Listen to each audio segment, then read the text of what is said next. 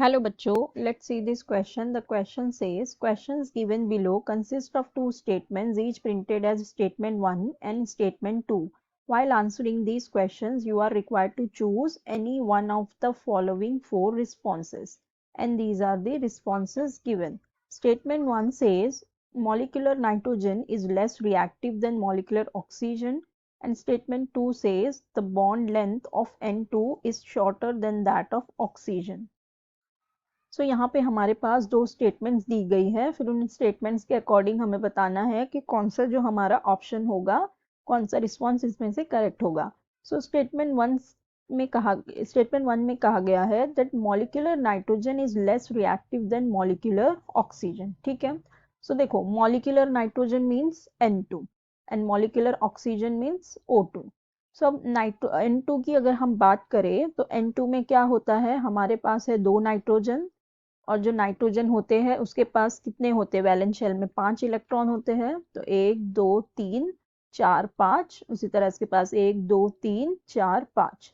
तो ये यहाँ पे क्या करते हैं, ट्रिपल बॉन्ड फॉर्म करते हैं. ठीक है, इनका ऐसा स्ट्रक्चर होता है N ट्रिपल बॉन्ड N. और अगर हम ऑक्सीजन की बात करें तो इनके वैलेंस शेल में कितने इलेक्ट्रॉन होते हैं, इनके वैलेंस शेल में होते हैं 6 इलेक्ट्रॉन. तो यहाँ पे हो गए 1 2 3 4 5 6, फिर इस ऑक्सीजन के 1 2 3 4 5 6. तो ये दो इलेक्ट्रॉन पैर को शेयर करते हैं, तो यहाँ पे होता है डबल बॉन्ड. ठीक है. तो देखो यहाँ पे क्या होता है, N2 के केस में यहाँ पे हमारे पास है ट्रिपल बॉन्ड.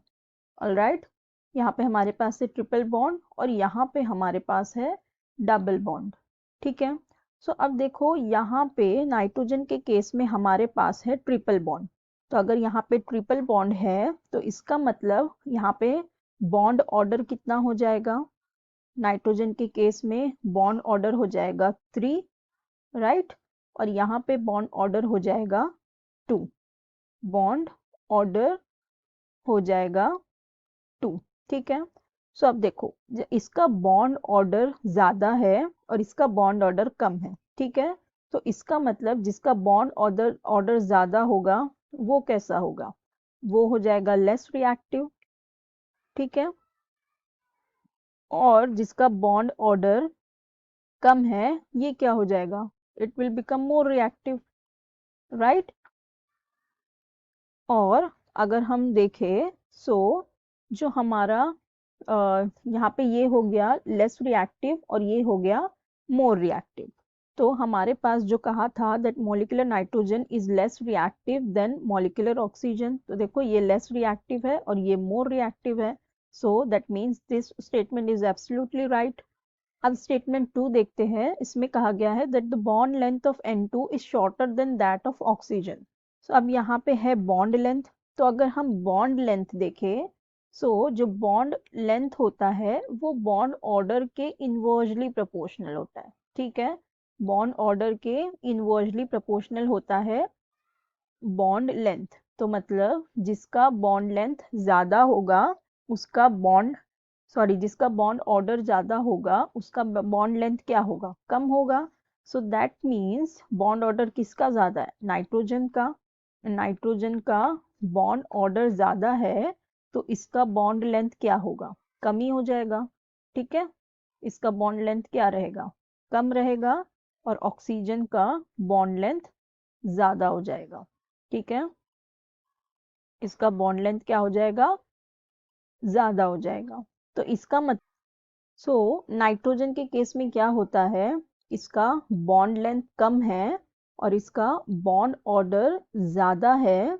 तो क्या हो जाता है, नाइट्रोजन के केस में N2 की बॉन्ड डिसोसिएशन एनर्जी हाई हो जाती है. ठीक है, बॉन्ड डिसोसिएशन एनर्जी इसकी कैसी होती है, हाई होती है. बॉन्ड डिसोसिएशन एनर्जी इसकी हाई होती है, इसलिए भी जो हमारा नाइट्रोजन है वो क्या हो जाता है, लेस रिएक्टिव हो जाता है देन मॉलिक्यूलर ऑक्सीजन. और हमने देखा that bond length of N2 is shorter then the bond length of O2. सो इसका मतलब ये वाली स्टेटमेंट भी बिल्कुल करेक्ट है. सो दोनों ही स्टेटमेंट बिल्कुल करेक्ट है. और जो हमारी सेकेंड वाली स्टेटमेंट है वो फर्स्ट वाली को एक्सप्लेन भी कर रही है. राइट, क्योंकि देखो यहाँ दिया है that molecular nitrogen is less reactive than molecular oxygen, तो ये करेक्ट है कि ये लेस रिएक्टिव। क्यों लेस रिएक्टिव है? क्योंकि इसका बॉन्ड ऑर्डर ज्यादा है और बॉन्ड लेंथ कम है, इसलिए ये क्या है, लेस रिएक्टिव है। तो हम ये कह सकते हैं that both statements are true and statement 2 is correct explanation of statement 1। तो हमारा करेक्ट ऑप्शन हो जाएगा ऑप्शन ए।